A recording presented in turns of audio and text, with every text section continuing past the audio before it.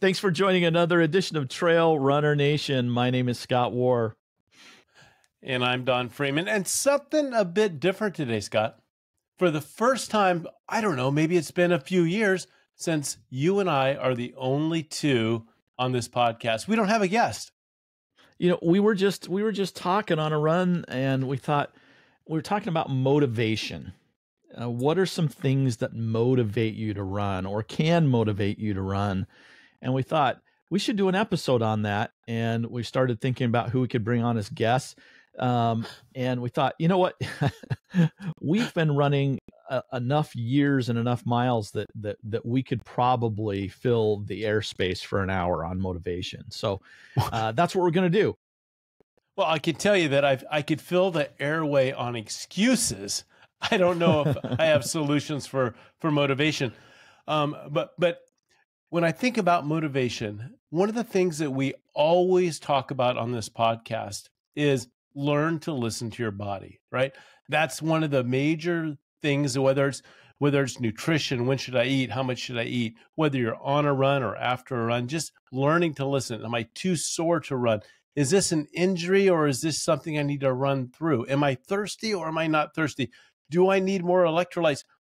Am I starting to get a little bit chafage here? Should I address it now? Is that a rock in my shoe? There are a lot of things that we learn to listen to when we're out there getting it done. So learning to listen to the body is a great thing. We've got to ask ourselves, why are we pushing back? Why don't we have that motivation at that moment? Maybe it's something like body fatigue. Maybe it's our body telling us, take a day off, take it easy. You've been pushing too hard. We need to listen to our body. Maybe that lack of motivation is a message. That's a possibility. Or maybe that lack of motivation is because there's an injury lingering. You can't really hear it yet, but it's coming. Your body's sending this message to you and says, take a day off. You really don't need to be there. Or maybe it's emotional stress. Maybe there's something going on in a relationship at home or at work, or just the amount of work you're doing, or just a list a mile long that you just can't get it done. And where do I wedge my run in? So maybe there's some emotional stress, and you need to be honest with yourself, that if you can't think of any of those things that are getting in the way, maybe it really is just an opportunity to develop some emotional strength. Maybe it's a chance for you to become a little bit tougher, and you need to get out there and do it. So I look at those moments when I don't have the motivation of saying, this is a challenge. This is for me right now. This moment here makes me stronger and better for the middle of a run or a race when I just wish I wasn't there. I need to develop this right now so I can use it later. So I think motivation is a great topic. And I think we're going to dive right in and talk about some of the things that we use to keep us going. I just think as you're going through that long description, I'm thinking, is this what Don thinks about in the morning when we're supposed to go running, that he's laying in bed going through all of these checklists and seeing if he can run or if he can't run, if he's emotionally stressed or if he's not. And I'm just thinking that is the reason why you need something to motivate you. I'm also going to put forth to the audience, I think that listening to your body, and we have talked about this, takes experience and time. If you're new to running, you're probably not going to know how to listen to your body or be able to read that. I would guess. At least I wasn't when I first started. So when I woke up for a run when I first started, and I didn't want to go running, it was just because I was either lazy or tired or maybe a little worn out.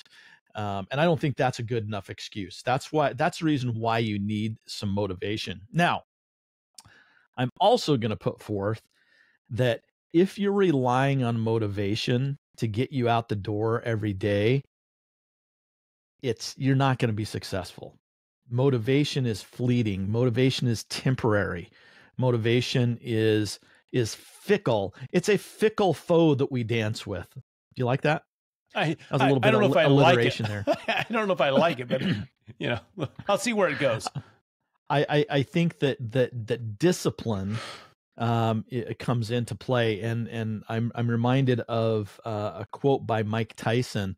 You know, he's a philosopher that we often quote in this world, because Mike is a foremost philosopher. He said, "Discipline is doing what you hate," and I put in parentheses, or doing what you don't want to do, but nonetheless doing it like you love it. So doing something that you don't necessarily want to do, but you do it anyway because you know it needs to happen, for you to be successful in whatever goal you have, and do it like you love it. Do it. Get in there with the energy and the emotion like you love it. Well, I think that's probably a good example that you and I did not compare notes before we started, because we talked about comparing notes and we didn't. We wanted to come in just as a good organic conversation between you and I, and then you came up with a game. And I love gamification. So why don't you tell us about this, how we're keeping score and where Ryan comes in? Okay, this is what's going to keep the audience awake during our long descriptions of motivational tactics. And that is, I have a list of tactics that I use to help me motivate if I don't have the discipline in the morning or discipline in the afternoon to get out and run. I have a list of tactics. Don has a list of tactics, and we're going to go back and forth. If that tactic is on the other person's list, you get 0 points. But if it's a unique tactic, if it's a unique motivational trick or tool, then you get a point. And the one at the end of the podcast that has the most points wins. Yeah, wins. But there's got to be a prize. What's a good prize? The person that wins. We'll figure that out at the end. I want to add one more thing before we start. Number one, Ryan has our list, so he's going to be the scorekeeper, because we can't be trusted when it comes to scorekeeping, and I might fudge a little bit. I know, Scott, you're honest about it, but there's motivation. Most of my ideas, Don, come from you, and so it's probably a good idea, because you're going to go on describing your tactic long enough that by the end of your description, I'm going to think that was my topic. So Ryan keeps us honest. So there's motivation about getting out there in the morning and getting out there in the afternoon. But I think one of the most important pieces of motivation happens in the middle of a run or a race, right when it gets hard, right when the grind happens, the slog happens, when you really have to muster up the willpower, the strength, and the energy to keep going enthusiastically. That's the moment that I really think motivation is critical and can be used. The things that you develop and learn to get out of bed to get it going, or to leave the house and get going, are the same tools that you need in the middle of a race, halfway between a start and a finish, or a training run, that you can use as well. So these are all tactics that can be used universally in many situations. I think you get to go first, Scott. Oh, I do? Okay. Well, I'll tell you the one that I have discovered in the last few years of running, and I've shared this with you, Don. So I would not be surprised if you don't have it on your list, and that is, I schedule my runs. So in my calendar, my work calendar that people have access to, I actually block off time in the morning where I say, for this amount of time I'm going to be running. And if it gets on the calendar and my workmates can't schedule meetings around that, then I know that the time is open, and that now is not an excuse where I could usually say, you know what, I have early morning meetings today, so I'm not going to go for a run. Well, if I have it blocked out, I'm not going to have early morning meetings. So that's my first tactic. Well, I'm going to make a comment on that, but I'm going to ask Ryan, is that a point for Scott, or did I have that on my list? I don't think it's on your list. He probably used his handwriting. You're looking at his handwriting and you can't read it, right? It's not on my list, but I think that's a good one, Scott. If you make that commitment, if you're a guy that checks your calendar and lives by the calendar like you do, you don't miss meetings, so you won't miss a run. I think that you've prioritized it. If it's not on the calendar, you push it off, and I'll do it later, and then something else comes up. But when you have something on your calendar, I think you follow it. I think that's a good one. I didn't put it down, not because I didn't like it, but I knew you were going to put it down. So why should I risk? Maybe I should have put it down so I'd cancel out your point. You didn't know that we were playing a game. You're right. You're right. I didn't. What's your first one, Don? Okay. Well, sometimes in a long run or a race, the only thing that you have to pull you through, the real hard part, the real tough, the grind, is the fact knowing that you've done the work and not leaving anything undone or not prepared to pull you through that. I know when things start to get where I wish I could sit on a rock, or I wish I could click snap my fingers and show up in a air conditioned car, that I would, if I could, I would do that. But knowing that I had to put in the effort, put in the work, there's no excuse for me not to be able to complete this. It gives me confidence to know that, I've done all the preparation. There's no reason for me to feel like I need to fail. There's nothing that I don't have in me to help me push me through to the end. Had I missed a lot of workouts, had I skipped some mornings, I would have thought, you know what? There it is. That's why I'm falling apart. I didn't do the work. So I want to leave preparation out of my excuse bucket. I want to be 100% confident that, hey, this is just one of those things that happens during long runs that are hard, that you just push through, and it will get better because I've done the work. I want to be able to reassure myself that no excuses. I've done the work. I'll get through this. Have confidence in your preparation, and let's move forward, one foot after the other, relentless forward progress. And that's why I don't want to miss some workouts or miss some effort, because I want to be prepared and have that confidence. Do you have that tactic? So your tactic is fear. If you have a big goal, you want to make sure the thing that motivates you is that you have to get you have to do the training so that you aren't going to fail or get hurt or whatever. So your tactic is fear. No, my tactic is develop confidence. Fear is a four-letter word. Okay. I'm not going there. I'm going confidence. Fear is negative. I'm going to go confidence. Okay. But it is, when you wake up in the morning, you're going, I don't want to go. I just don't, I'm kind of tired. I went to bed late last night. Your tactic is, okay, put yourself in the race and make sure that you don't have an excuse. You're right. But those moments in that race or that long run, when you're trying to push yourself through that, it's going to be much harder, take a lot more effort than it does to swing your leg out of that bed. I mean, that's pretty easy in comparison to try to march up a hill in 100 degrees when you've got, some miles on your legs. So I say get out there and get it done. Got it. I did not have that. So I think you scored a point, right, Brian? Ryan? Right. Okay, here's my number 2. Run with friends. If it's really difficult when you know that a group of friends or a friend is waiting for you at the trailhead, knowing that you've committed to go run with them. If you're running alone, it's much easier to say, I don't feel like it today. But if you're running with friends, that is a great motivator to get yourself out of bed and get on the trail. Scott, I'm going to give you a half a point for that one. And I know that Ryan's the scorekeeper, but I had that as one of mine, but I'm going to expand on it a little bit. Wait, yeah. Let's get the judge's ruling first. Okay.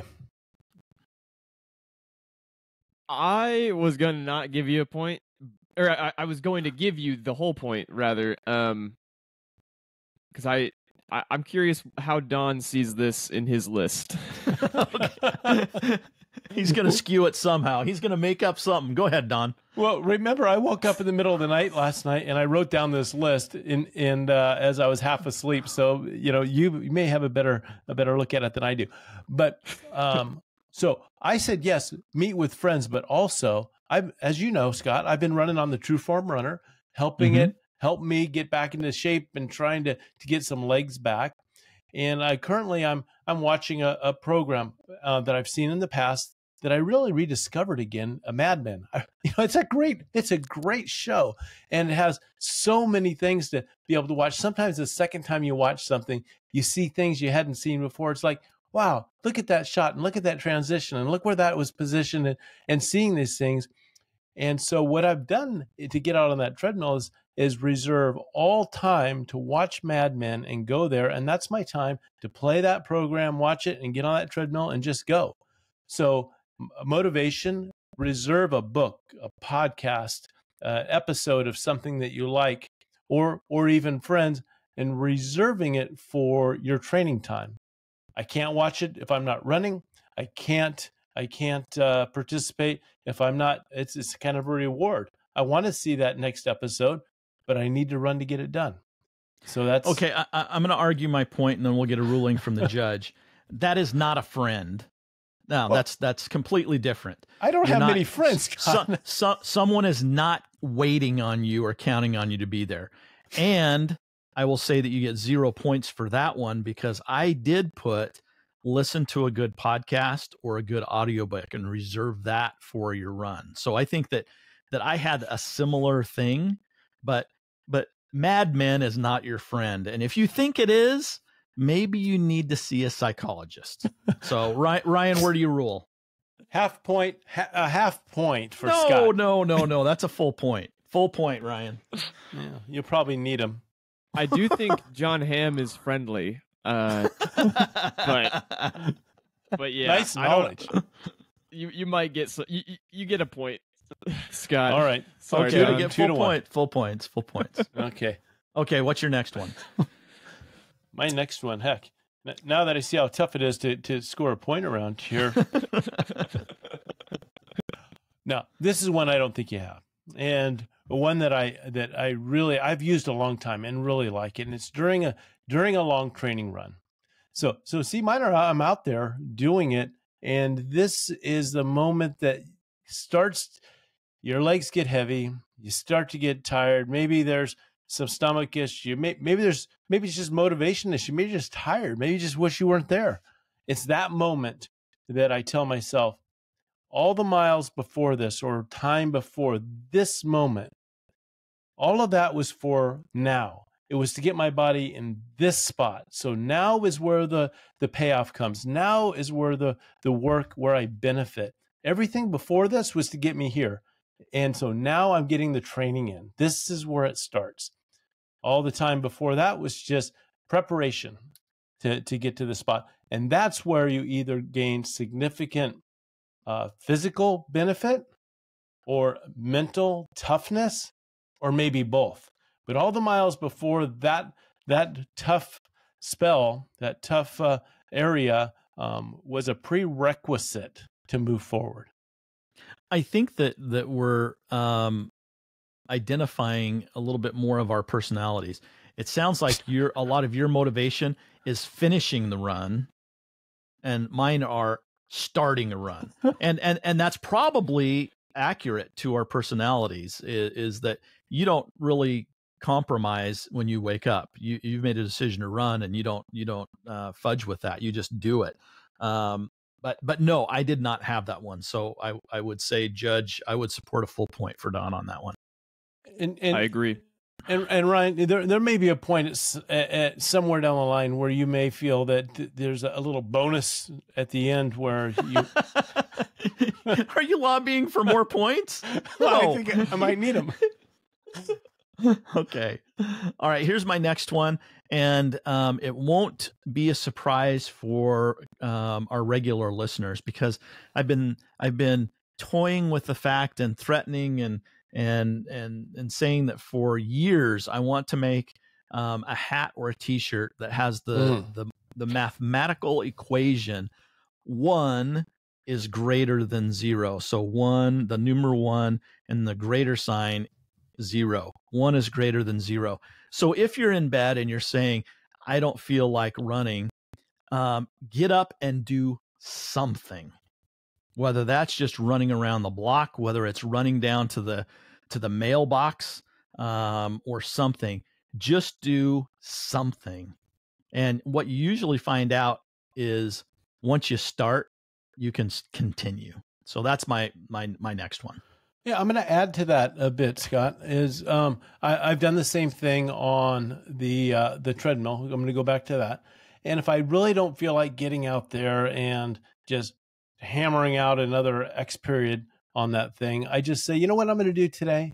I'm just going to walk. I'm just going to get out there and do a very brisk, hard, fast walk. And this is a true form runner. There's no motor on it. So you are the motor. It does take some energy to get it done.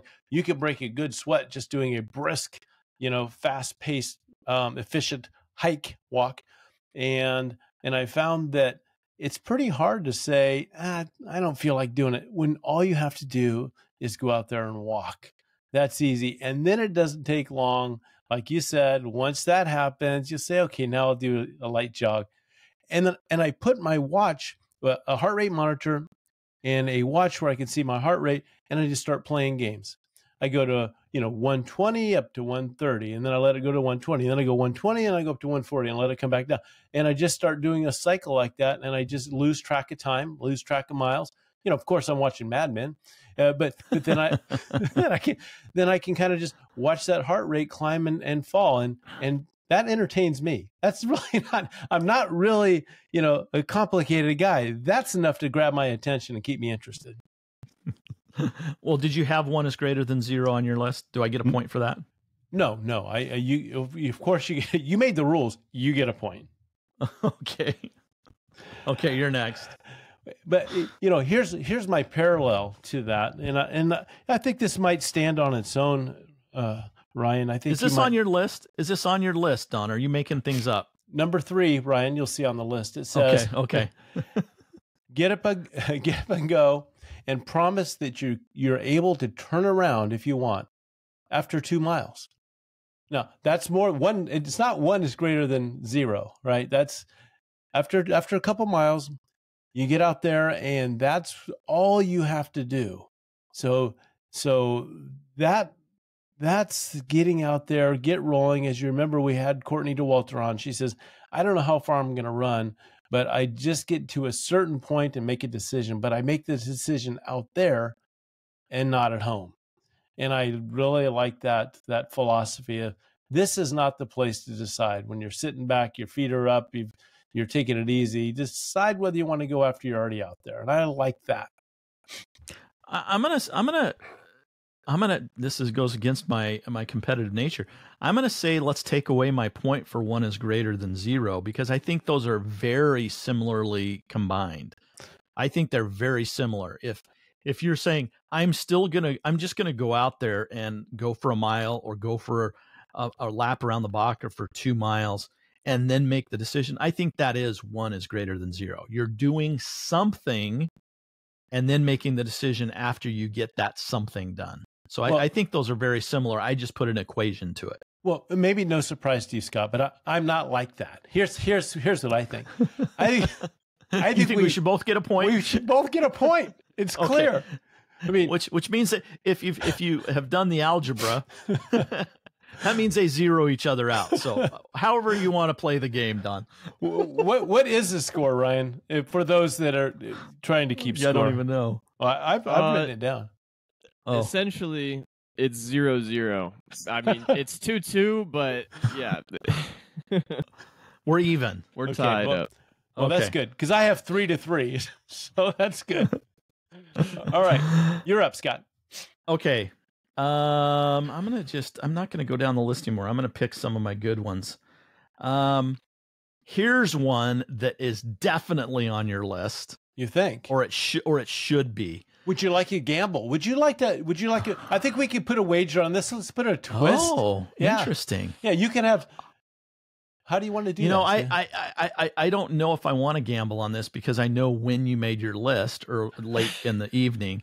If you had spent any time thinking about your list, this would have been probably one of the first things on your list. So I'm going to say it isn't on your list, but I bet you when I say it, you're going to go, oh, of course, that's one of my favorite tactics. Okay, go. Okay, here it is. Buy a new piece of gear. Oh.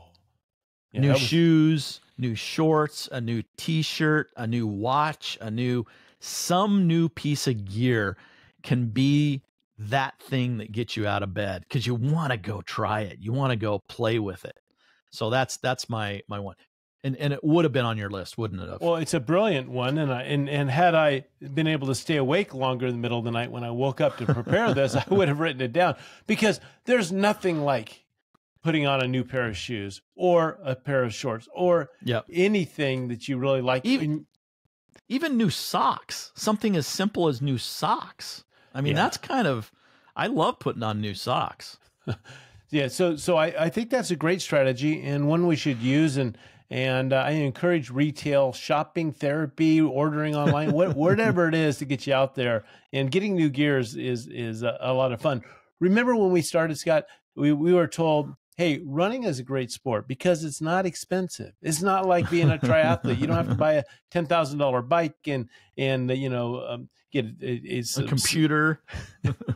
Yeah, but not the case. It does cost some money to participate in the sport. Yeah, it does. So I guess that's a point for you, Scott. Yeah, point for me. So, if I were you, I would have gambled that one. Ooh. So you know what? I did put on my number 4, you'll confirm this, Ryan, that a little bit of compassion. I said, you know what? Maybe you need the day. Maybe you need to not push and make yourself. Maybe that's your body very, very clearly stating, you know what? It's time to take a rest. You're about to hit a wall here that you're going to take you a while to get over.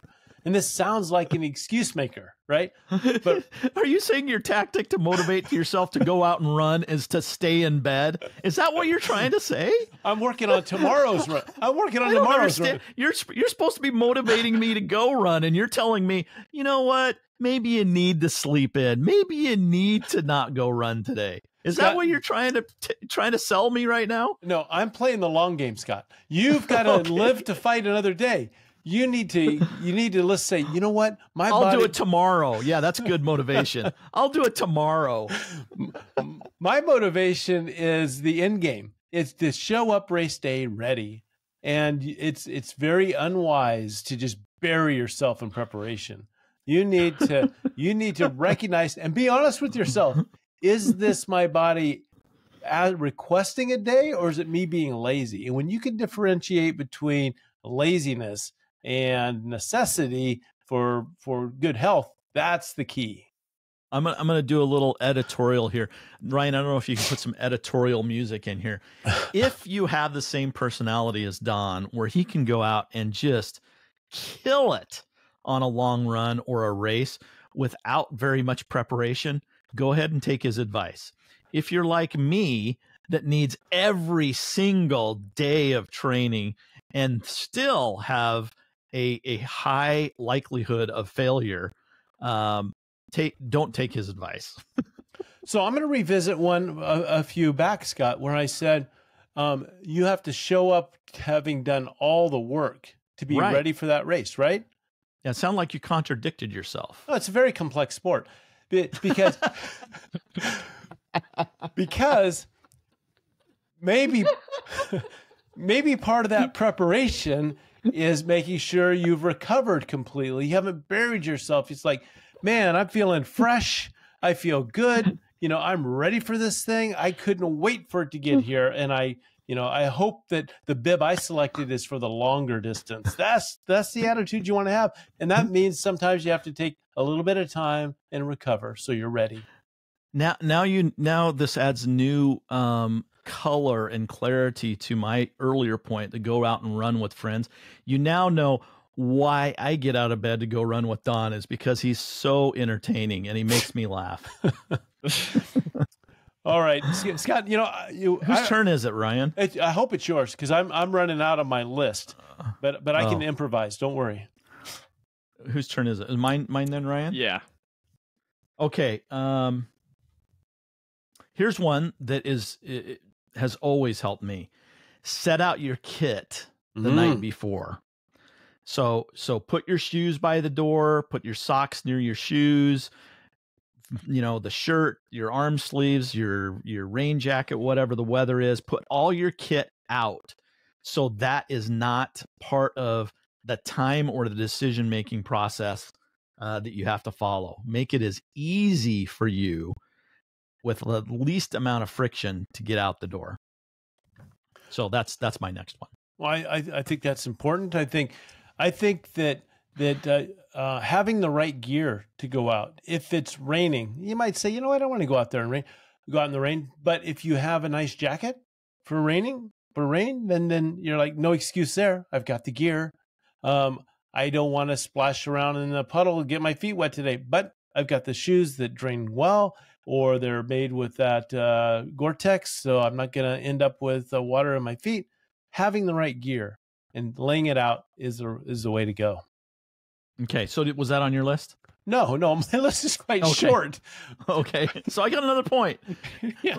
See, I want to make sure that people are keeping track that I'm winning. You're pretty much going to have a smooth sailing from here on out. However, because I'm resourceful and I went online, I've borrowed one from an online article. Think about how good you'll feel after the run. And I actually have that one on my list, so it didn't count for you. So no point? Okay. Well, no. How about this one then? No, but you do feel better after you get it done. You beat yourself up if you don't do it. And you and I are both been guilty. I don't know if any listener out there can be included in this. And shake your head if you're in public sight. You maybe shake your just repeat to yourself inside of your head. Yes, me too.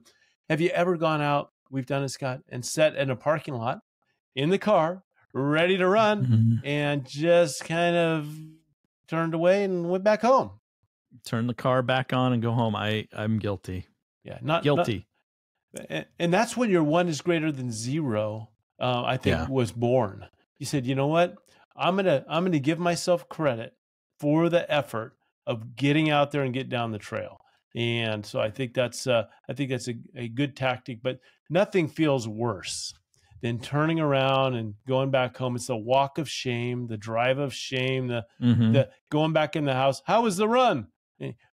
Well, it was great. It wasn't great. I had a really nice drive to the trailhead. Yeah, you're still pretty clean. Yeah.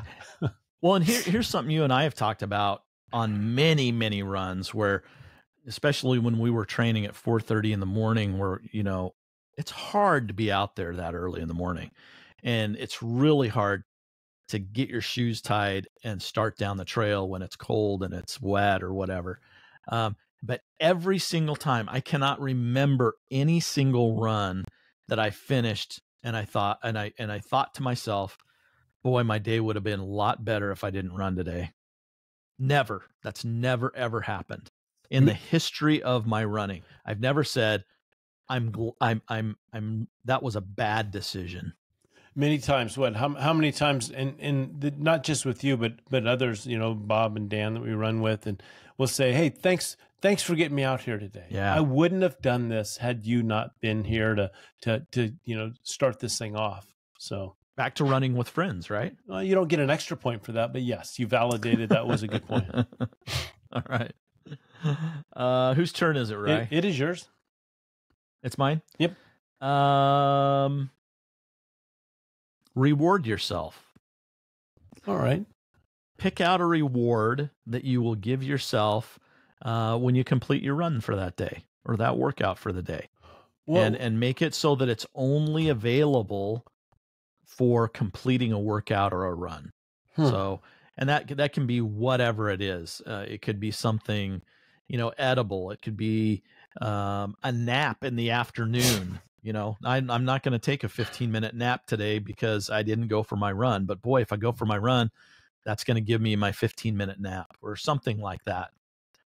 Somehow, whatever you feel is a good reward, as long as it is associated with completing the run, and you only get that reward for completing the run. I think that's a good motivation, is for me. Yeah, I like it, and I'm going to share a story that's not run related, but it's interesting to me, so I'm going to share it. Back before I started a chiropractic office, back when I made these cards that I would knock on a door, go to the neighborhoods where I was going to have this office, and it was about 100 miles from where I lived at the time, so it was a journey. And I wanted to make that effort worthwhile. I've spent the time and the gas to get there and back, so I didn't want to fail. And I gave myself a reward if, between handing a card to someone or putting a door hanger on, I did at least 100. And if I did 100, I would get a reward. And on the way back, my reward was stopping at a AM/PM mini market, a gas station, and getting a Slurpee, Coca-Cola, and a piece of jerky. And I'll tell you, I didn't want to miss that. And I didn't want to drive by it and not get that reward. And that jerky and that soda never tasted better. I've never had jerky or a Slurpee that tasted that good. It comes with effort. It comes with, a reward from getting it done. And I didn't miss that very often. I got a lot of cards out there. Yeah, I think that's a good one. Oh, my turn again? I think it's your turn. Okay. I'm coming up with one, and I'm going to say, see if this is on your list, Scott. Make things interesting. Go out and do something different. Run the route backwards. Run a completely different loop than you normally. Do something unique that's challenging and entertaining. Is it on my list, Ryan? That is on his list. I'll tell you, especially during COVID, that was a big one for me, because Don wasn't living around here. We weren't running together, and I was doing a lot of solo runs because everybody's afraid to be around each other.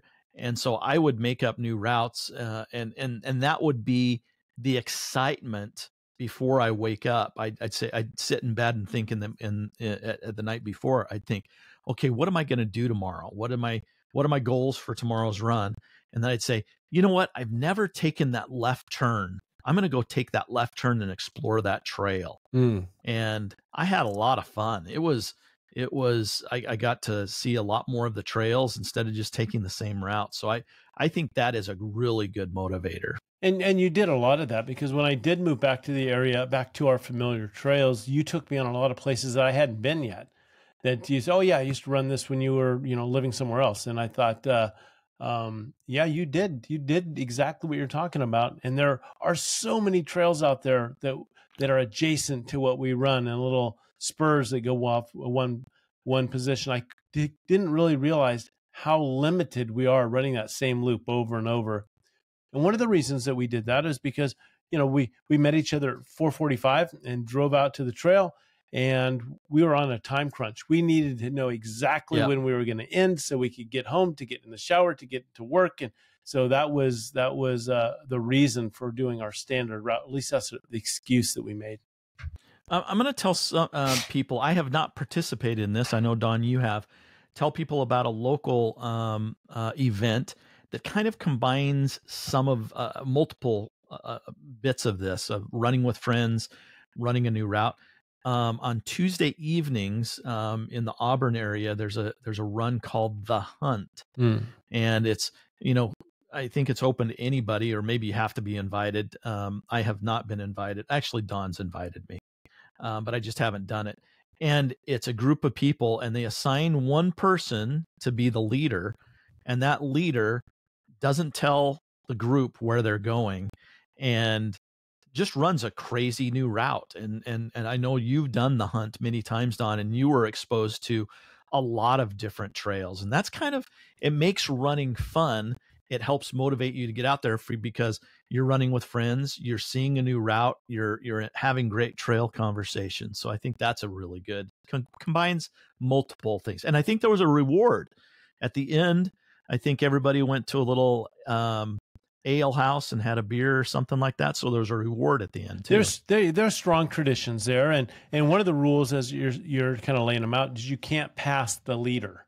If the leader is leading, you can't pass that person. You have to stay behind. They have to be essentially taking that quick left or right, and it became a lot of fun. But that was the rule: you don't pass the leader. So something you can try. Yeah. Well, Scott, do you have another one on your list? Turn. Oh, good. Oh, I have a couple more. This one can be approached in a couple different ways, but I put an accountability partner. So that doesn't necessarily mean running with a partner, and it doesn't even mean interacting with a live person.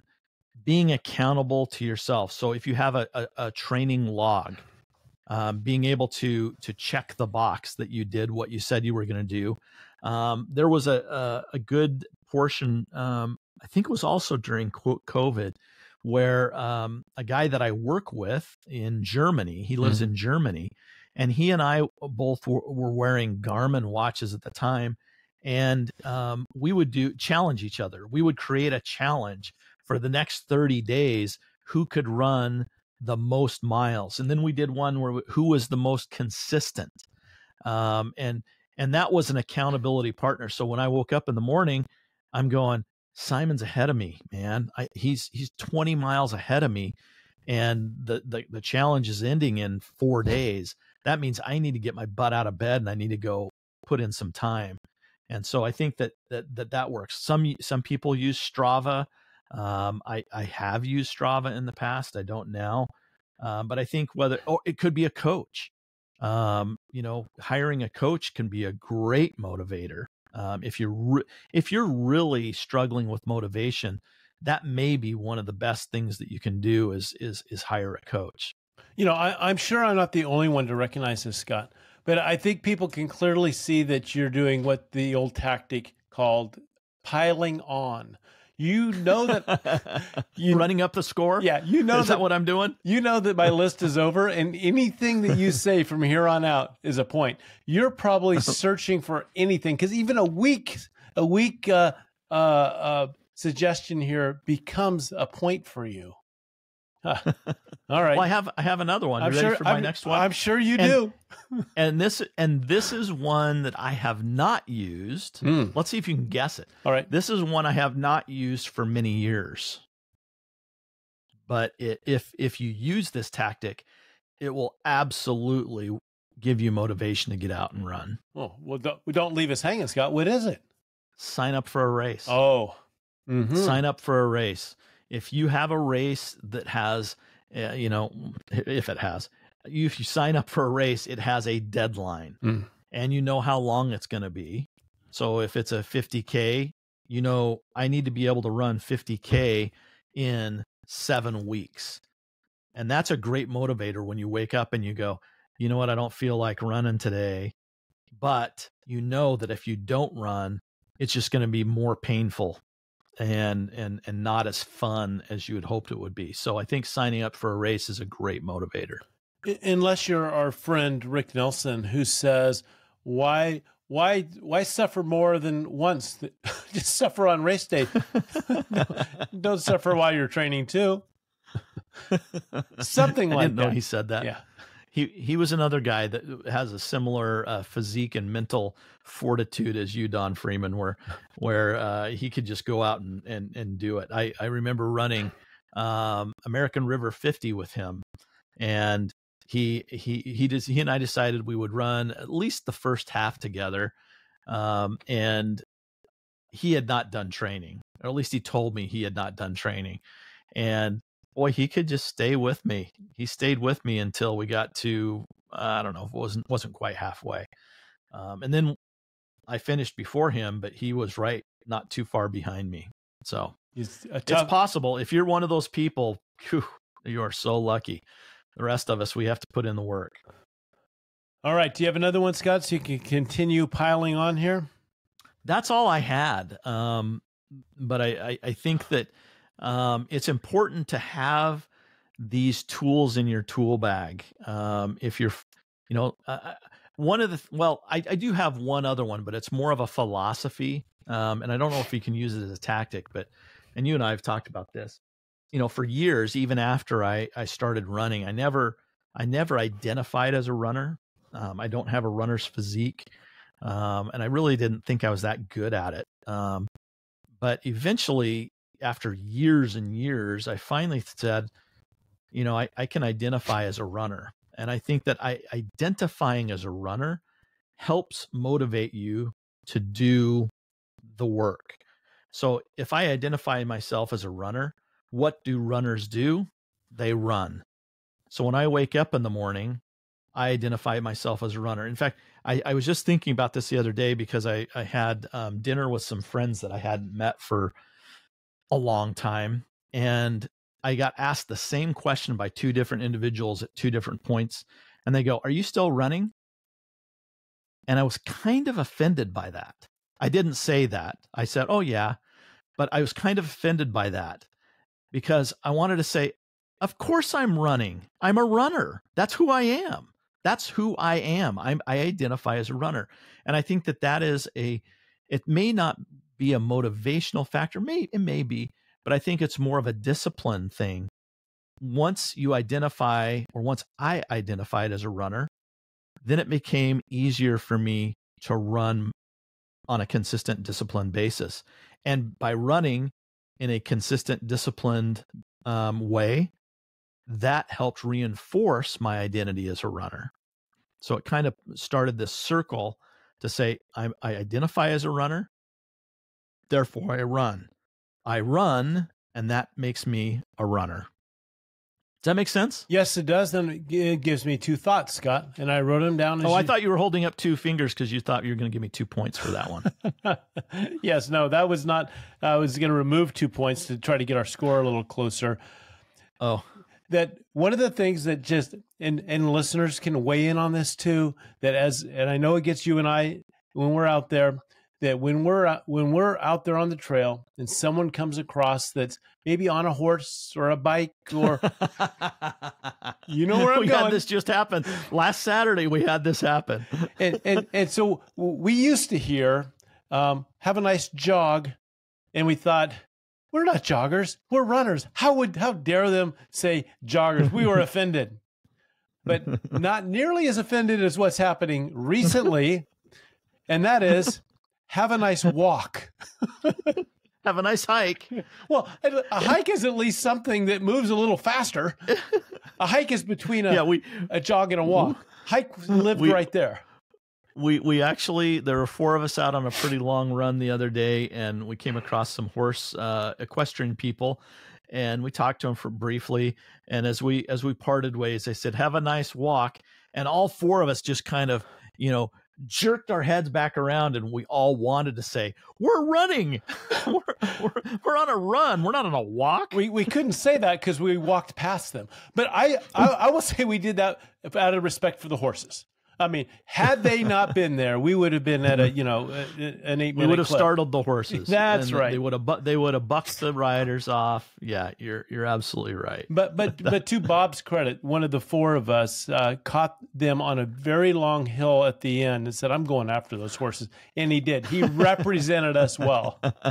So thank you, Bob. If you're listening to this, we appreciate it. So, and my second thing, you said, "Doggone it, I'm a runner." I thought, what a great conversation.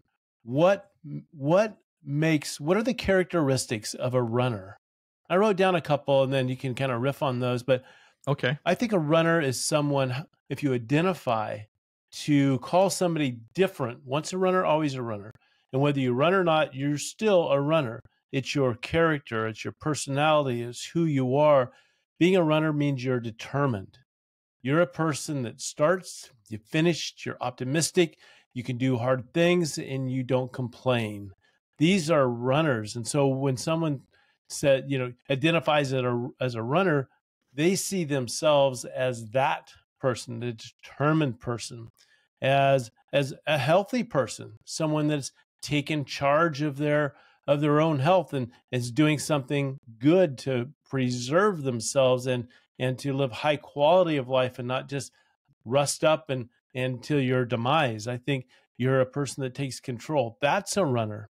And a runner, to tie it all in, is motivated. They're a motivated group. They're self-starters, self-finishers. They're people that are it's an exclusive club, no doubt, and why we bind together as a community, and we see one another in town, on the trail, doesn't matter, at a race or just at a shoe store, and we look at each other and go, a runner. That's a runner. And so I think that's one of the things that builds our community and closeness.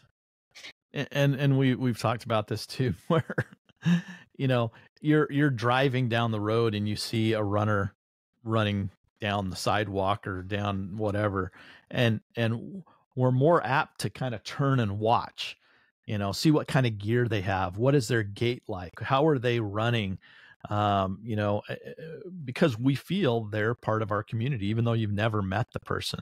I think that's right. And as you were saying that, I think back to another identity that you have that most of us don't have, is that of a Marine. Can you talk to us a little bit about that for people that don't know? You were in the Marines, but you never say I was a Marine. Well, right? Once a Marine, always a Marine. You could be a former Marine if you're not active duty and out there, in a squadron or doing your thing or part of a team.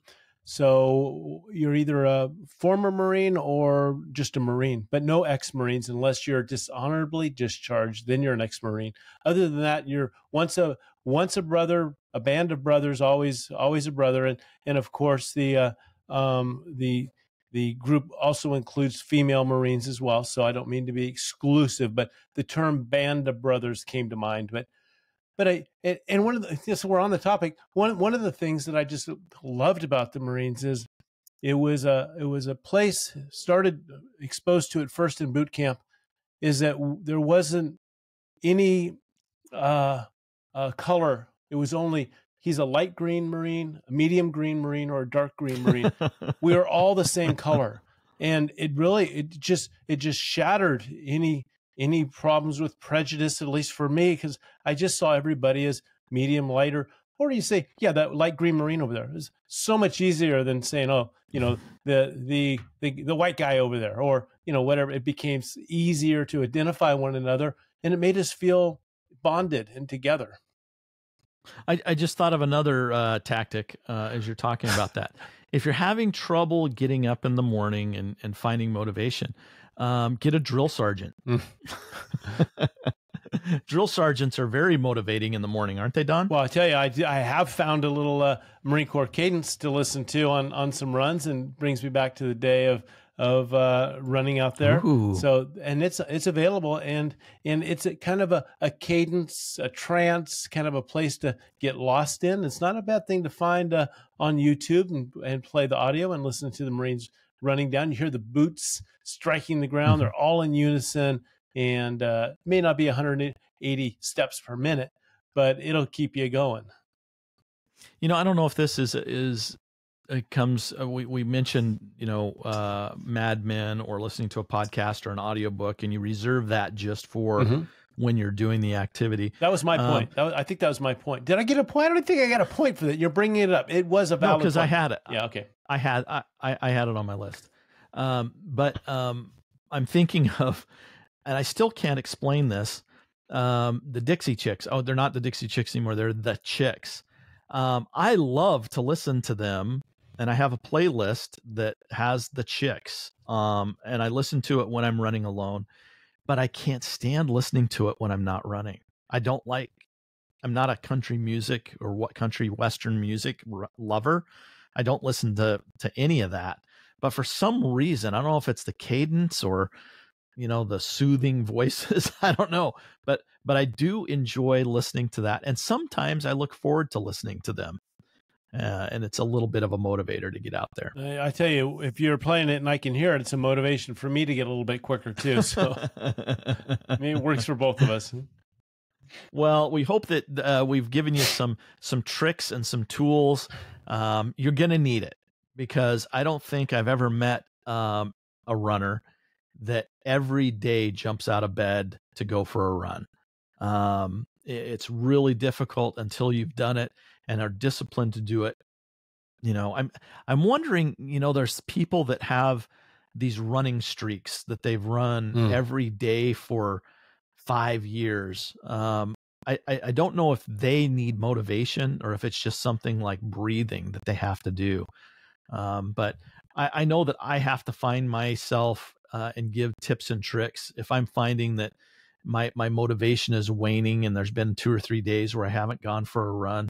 I need some kind of a tactic to get me out of that rut. And I think my number one thing is I usually buy a new piece of gear, buy some new shoes, or something like that, or setting my kid out in the morning. But we hope that this helped you put some tools in your tool belt so that you don't have to struggle with that decision when it comes time to run. And for a lot of those people listening, Scott, I bet you they already have a few of these tools in their toolbox. It's kind of nice to compare tools and let empower each one of us. We should ask that. If you had some tools on your list, some tactics on your list that we didn't mention, let's make a list. Make a comment in the wherever you make comments. Go to our website and put a comment on the podcast thing. Do it on social media, on Instagram or TikTok or Facebook or YouTube. Where else are we? Or just go open your front door and yell to the people that'll listen what you do and tag us, would you? Yeah. Go out your front door, yell your tactic and say #TrailRunnerNation. So go out and run? Yeah. Well, Mas.